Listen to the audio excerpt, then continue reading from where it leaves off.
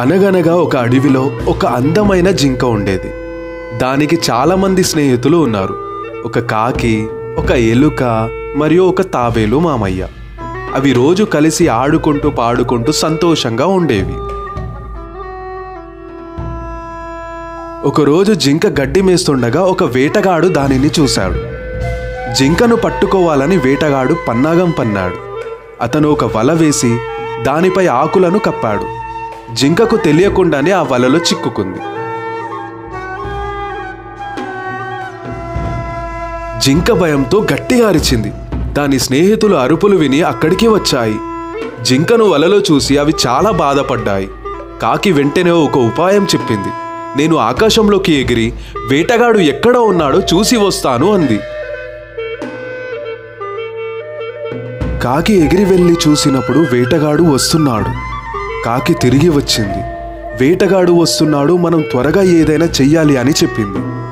అప్పుడు ఎలుక, నేను ఈ వల దారాలను కొరికేస్తాను అంది. తాబేలు, నేను జింకను పట్టుకొని సురక్షితంగా బయటికి తీసుకెళ్తాను అంది. ఎలుక వెంటనే వల దారాలను కొరకడం ప్రారంభించింది. కాకి ఆకాశంలో ఎగురుతూ వేటగాడు ఎక్కడి వరకు వచ్చాడో గమనిస్తూ స్నేహితులకు సమాచారం అందిస్తుంది. వేటగాడు దగ్గరకు రాగానే ఎలుక వలను తెంపేసింది. జింక బయటపడింది. తాబేలు జింకని పట్టుకొని పక్కనున్న చెరువులోకి లాక్కెళ్ళి దాచిపెట్టింది. వేటగాడు అక్కడికి వచ్చి చూసేసరికి అక్కడ జింక లేదు, వల కూడా తెగి ఉంది. అతను నిరాశతో వెనక్కి తిరిగి వెళ్ళిపోయాడు. జింక తన స్నేహితులకు ధన్యవాదాలు చెప్పింది. అవి తమ తెలివితేటలతో, సహకారంతో జింక ప్రాణాలను కాపాడాయి.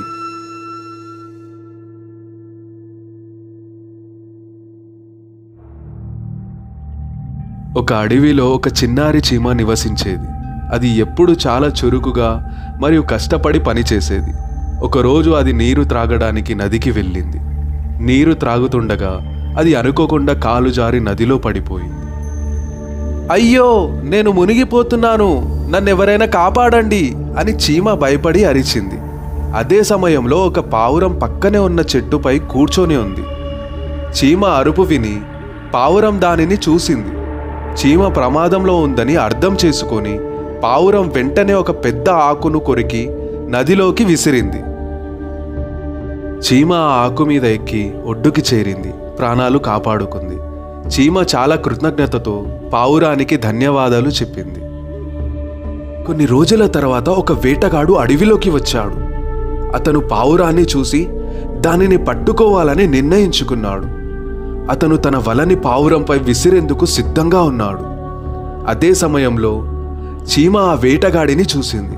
తన ప్రాణాలు కాపాడిన పావురం ప్రమాదంలో ఉందని అర్థం చేసుకుంది. వెంటనే ఆ చీమ వేటగాడి కాలిపై గట్టిగా కుట్టింది. వేటగాడు నొప్పిగా అరిచి వల కింద పడేశాడు. పావురం ఆ శబ్దం విని వేటగాడిని చూసి వెంటనే ఎగిరిపోయింది. ఈసారి పావురం ప్రాణాలు కాపాడబడ్డాయి. పావురం చీమకు చాలా కృతజ్ఞతతో ధన్యవాదాలు చెప్పింది.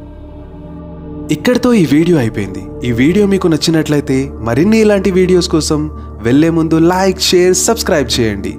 ఈ వీడియో చూసినందుకు ధన్యవాదములు.